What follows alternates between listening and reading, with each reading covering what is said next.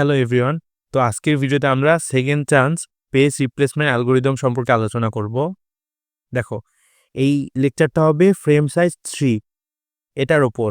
এরপরে আরেকটা লেকচার দিব যে ফ্রেম সাইজ 4 দিয়ে কিভাবে করে। আমার সেমিস্টার ফাইনালে ফ্রেম সাইজ 4 দিয়ে আসছিল। তো আগে আমরা ফ্রেম সাইজ 3টা দেখি। তো আসো কোশ্চেনটা পড়ি। আর এখানে একটা ইম্পর্টেন্ট কথা, যে এই যে সেকেন্ড চান্স অ্যালগরিদমে এই যে এই ঘরগুলায় এখানে 0 অথবা 1 বসবে। ধরো একবার 1 আছে, আবার সেম প্রসেস আসলো, তখন এখানে কোনোভাবেই 2 লেখা যাবে না। যদি কেউ ব্যাপারটা না বুঝে থাকো, আশা করি বুঝো নাই, না বুঝে থাকো, আমি 4 ফ্রেমের ক্ষেত্রে এই জিনিসটা ক্লিয়ার করে দিব। 3 ফ্রেমে এটা আসবে না, তাহলে আমাকে উদাহরণটা চেঞ্জ করতে হচ্ছে, কিন্তু আমি করতে যাচ্ছি না, কারণ এই উদাহরণটাই সব ইউনিভার্সিটিতে প্রায় দেওয়া হয়। আসো শুরু করি। প্রথমে কোশ্চেনটা পড়ো। Apply second chance algorithm on given string. Given স্ট্রিংগুলো হচ্ছে 2 3 2 1 5 2 4 5 3 2 5 2। আর এখানে বলছে ফ্রেম সাইজ 3। ফ্রেম সাইজ 3 মানে কি, যে F1 F2 F3 তিন ঘর, তিনটা উইন্ডো বা তিনটা ফ্রেম। আসো শুরু করি। প্রথমে দেখো দেখো সবার প্রথমে আছে 2। তো আমরা এখানে 2 লিখলাম, এখানে 2 আসবে। 2 কি আগে থেকে ছিল বা এমন কিছু না, তো 2 এর সামনে 0, বাকিগুলোর সামনেও 0। তো দেখো, যদি সেম জিনিস আবার আসে তখন হয় হিট, না হলে মিস। তো এটা হচ্ছে মিস, 2 ছিল না। এখন দেখো তারপরে আসবে 3। তো এই যে এখানে 3, এই যে 2 0, 2 এর পরের জায়গাটায় 3 আসবে। 0 0, এটাও 0ই থাকলো, এটাও মিস। তারপরে দেখো, তারপরে আসবে হচ্ছে 2, এই যে উপরে 2 লিখলাম, 2 তো অলরেডি আছে। তো কি হবে, 2 এর সামনে এখন 1 হয়ে যাবে। আর নিচে তো 3 ছিল, ও 3 থাকবেই। 3 সামনে 0, আর এটা হচ্ছে 0। এটা কি, এটা কিন্তু মিস না, এটা হচ্ছে হিট, 2 অলরেডি ছিল। তো দেখো, আমরা যে সামনে এটা 1 লিখলাম, এই 1 লিখার মানে কি, সামনে 1 লিখা আছে। এখন যদি আমাকে ধরো এই তিনটা প্রসেসের মধ্যে, এখানে ধরো আরেকটা প্রসেস আছে, তিনটা প্রসেসের মধ্যে একটাকে সরাইতে হবে, তিনটা সংখ্যার মধ্যে। আমরা কি করব, 2 কে সরাবো না, না সরাই বাকি দুইটার মধ্যে একটাকে সরাবো এবং 2 কে একটা চান্স দিব। 2 কে যখন আমরা চান্স দিব, সামনে 1টা 0 হয়ে যাবে। এটাই হচ্ছে সেকেন্ড চান্স অ্যালগরিদমের মূল নীতি। আমরা একটু পরে এটা দেখব, আমি জাস্ট বুঝার জন্য বলে রাখলাম। এখন দেখো, এখন 1 আসবে, 1 সামনে আসলো। এখন দেখো 1 কোথায় বসবে, এই যে এখানে বসবে, বাকিগুলো ঠিক থাকবে। 2 3, 0 0, 2 এর সামনে তো 1। এখন দেখো 5 আসলো। এখন কথা হচ্ছে 5 কাকে রিপ্লেস করবে। এই যে একটু আগে যেটাই বললাম, এখন দেখো কথা অনুযায়ী 5 তো 2 কেই রিপ্লেস করার কথা, যেহেতু 2, দেখো রিপ্লেস কাকে করবে, যে লং টাইম ধরে আছে। দেখো 2 সবচেয়ে বেশি লং টাইম ধরে আছে, তারপরে 3 সবচেয়ে বেশি লং টাইম ধরে আছে, তারপরে 1 সবচেয়ে বেশি লং টাইম ধরে আছে। তো তাকে রিপ্লেস করা হয় যে সবচেয়ে বেশি লং টাইম ধরে আছে, ওই প্রসেসটাকে রিপ্লেস করা হয়। তো আমাদের হিসাব অনুযায়ী 2 কেই রিপ্লেস করার কথা। কিন্তু যেহেতু এটা সেকেন্ড চান্স স্পেস অ্যালগরিদম, তো ও কি করবে, 2 কে আরেকটা চান্স দিবে। দেখো 2 এর সামনে 0 করে দিল, 0 করে দিয়ে 2 কে রাখলো। ও 2 কে রিপ্লেস করতেছে না, ও কি করবে, 3 এবং 1 এর মধ্যে একটা রিপ্লেস করবে। দেখো একটু আগে বললাম যে 2 এর পরে 3 সবচেয়ে বেশি টাইম ধরে আছে। দেখো এখানেও আছে, এখানেও আছে, এখানেও আছে, 3 ঘর ধরে আছে। ও কি করবে, 3 কে রিপ্লেস করে দিবে। 2 এর এই যে 3 এর জায়গায় এখন 5 চলে আসলো, সামনে তো 0 থাকলোই। আর এই যে 1 ঠিক থাকলো, সামনে 0। আশা করি এটা কারো বুঝতে প্রবলেম হবে না। যদি প্রবলেম হয়, এইটুকু অংশ আবার দেখো, এটা না বুঝলে পুরো অ্যালগরিদম আর বুঝবে না। এখন দেখো 5 এর পরে কি আসবে, আবার 2 আসবে। এই যে 2 আসলো। আমার দেখো কি কি ছিল, 2 5 1, 2 এর সামনে 0 ছিল, এখন 2 এর সামনে আবার 1 হয়ে যাবে, যেহেতু 2 আসলো। এই যে 5 ঠিক থাকবে, সামনে 0 0, এই যে 1 ঠিক থাকবে। এই যে দেখো এখানে কিন্তু এই যে এই জায়গাটা দেখো, এখানে 1 কিন্তু মিস হয়েছিল, আমি এই যে লিখতে ভুলে গেছি। 1 কিন্তু ছিল না, এখানে 5 5 একজনকে রিপ্লেস করছে, এটা হচ্ছে মিস। আর এই যে 2 2 এর সামনে 1 হয়েছে, এটা কিন্তু হিট। 2 অলরেডি ছিল, আবার আসছে, হিট। তো হিট আর মিস এটা লেখাটা কিন্তু ইম্পর্টেন্ট।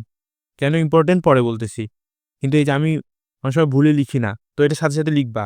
এখন দেখো 2 এর পরে কে আছে? এই দেখো 4 আসবে। এই যে 4 আসলো। দেখো 4 কাকে রিপ্লেস করবে? আমার কাছে 2 আছে, 5 আছে, 1 আছে। তো দেখো 2 এর সামনে কিন্তু 1 আছে। তো 2 কে একটা সেকেন্ড চান্স দিতেই হবে। তো আমরা 2 কে সেকেন্ড চান্স দিলাম। 2 এর সামনে 0 করে দিলাম, 2 থাকলো। এখন 5 এবং 1, 5 এবং 1 এর মধ্যে বেশি সময় ধরে কে আছে? দেখো 5 এই 2 ঘর আছে এবং 1 1 2 3 ঘর ধরে আছে। তো আমরা কাকে রিপ্লেস করব? 1 কে রিপ্লেস করব। তো 1 এর জায়গায় কি আসবে? 4, সামনে 0 এবং 5 এর সামনে 0, এটা ঠিক থাকবে। আশা করি বুঝতে পারছো। এখন দেখো এটা কি হইলো? এটাও কিন্তু মিস হইলো। কোনো কিছু সেম ছিল আবার আসছে এমনটা না। এখন 4 এর পর কি আসতেছে? আবার 5 আসতেছে। দেখো 5 অলরেডি আছে। তো এই যে উপরে লিখলাম 5 2 5 4, যেহেতু 5 অলরেডি আছে এবং আবার 5 আসছে, তো 5 এর সামনে 1, এটা হচ্ছে 0, এটা হচ্ছে 0। এটা কি? এটা হচ্ছে হিট।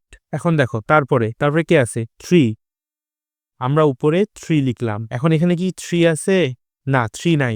এটা কিন্তু মিস। ঠিক আছে, এখন 3 কাকে রিপ্লেস করবে? দেখো এই যে 2 যখন থেকে 0 হইলো, এটা কিন্তু ইম্পর্টেন্ট, মনোযোগ দিয়ে দেখো। 2 কোথায় 0 হইলো? এখান থেকে। মানে 2 এ কিন্তু এখান থেকেই শুরু হয়েছে। আগে 1 ছিল, সেটা হিসাব আলাদা। এখান থেকেই 2 শুরু হয়েছে। তাহলে 2 হচ্ছে 2 ঘর। আবার 4 এর ক্ষেত্রে দেখো, 4 ও হচ্ছে 2 ঘর। তো ও কি করবে? 2 অথবা 4, এই দুইজনের মধ্যে একজনকে রিপ্লেস করবে। 5 কে রিপ্লেস করতে পারবে না, কেন? 5 এর সামনে 1 আছে, ওকে সেকেন্ড চান্স দিতেই হবে। এখন ও প্রথমে কি করবে? দেখো আমার 2 এবং 4 এই দুইটাকে রিপ্লেস করা যাবে। ও যেকোনো একজনকে রিপ্লেস করবে। ও প্রথমে কাকে পাবে? 2 কে।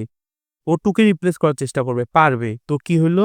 এই যে সামনে তো 0 থাকলোই, 2 এর জায়গায় 3 চলে আসলো। রিপ্লেস তো করা শেষ, এখানে এর কাজ শেষ। তো ও কি আরো নিচে কাজ করবে? নিচে কোনো কাজ করবে না। এই যে 5 এর সামনে 1 থেকে যাবে, 4 এর সামনে 0 থেকে যাবে। এটা কিন্তু ইম্পর্টেন্ট। এখনই যেটা বুঝাইলাম এটাই কিন্তু ইম্পর্টেন্ট। এটা অনেকে ভুল করে। যে 3 কি করলো?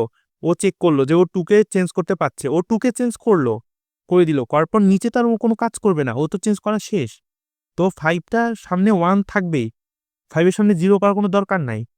অনেকে ভাববে যে এখানে যে সংখ্যা চেঞ্জ হচ্ছে 5 এর সামনে 0 করে দেই। না, ভুল হবে। আর নিচে 4, ও তো সেম থাকলোই। এটা কিন্তু ইম্পর্টেন্ট। এটাই সবাই ভুল করে। এখন দেখো তারপরে কে আছে?